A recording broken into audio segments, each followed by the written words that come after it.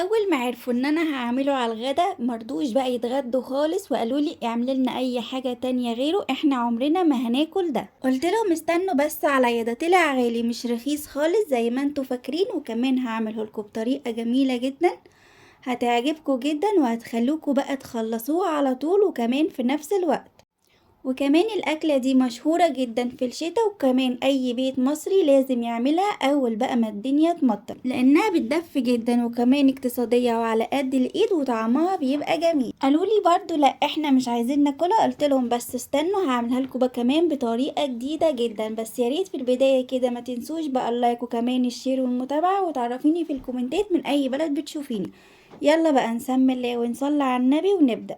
جبت الحلة وحطيت فيها زيت وكمان حطيت توم مفروم، وكان حوالي معلقة كبيرة من التوم المفروم، وبعد كده بقى قلبته حوالي دقيقة، وأول بقى ما شميت ريحة التوم نزلت عليه بربع كوباية من الخل الأبيض، وبعد كده بقى نزلت عليهم بالعدس الأصفر وكان طبعا مغسول أكتر من مرة، وشوحته بقى كويس جدا مع الخل والتوم، وحطيت كمان بصلاية وبطاطس وطماطم وكمان ربع كيلو من الجزر، وكنت بقى مقطعاهم قطع عشوائية، وكمان بهرتهم بملح وكمون ورشة من الفلفل الاسود وكزبرة ناشفة ومكعب ماجي.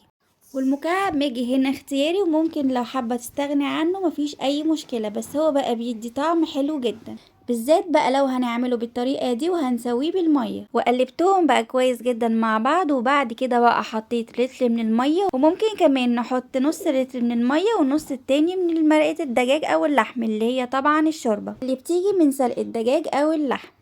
المهم بقى ان انا قلبتهم كويس جدا مع بعض وسبتهم بقى يستوي حوالي 20 دقيقة على نار هادية. وعقبال بقى ما العدس يستوي عملت الشعرية. على الشعرية دي بقى عملتها ازاي؟ جبت حلة صغيرة وحطيت فيها زيت وكمان كوباية من الشعرية، حمرتها بقى كويس جدا وحطيت عليها كوباية من المية المغلية وغطيتها بقى وسبتها على نار هادية لحد ما استوت خالص. ولو لسه مكملة معايا الفيديو لحد هنا ياريت بقى تدعميني بلايك، وكمان تعرفيني في الكومنتات بتحب العرض الصامت اكتر ولا الصوتي، وهستنى كمان اشوف رأيك في الطريقة دي في الكومنتات. المهم بقى بعد ما العدس استوى وكمان اتأكدت من سواه، خدته بقى وضربته في الخلاط لحد ما بقى ناعم بالشكل ده، وممكن كمان تضربيه بالهاند بلندر اي طريقة انت حباها، المهم بقى ان هو يبقى ناعم بالشكل ده.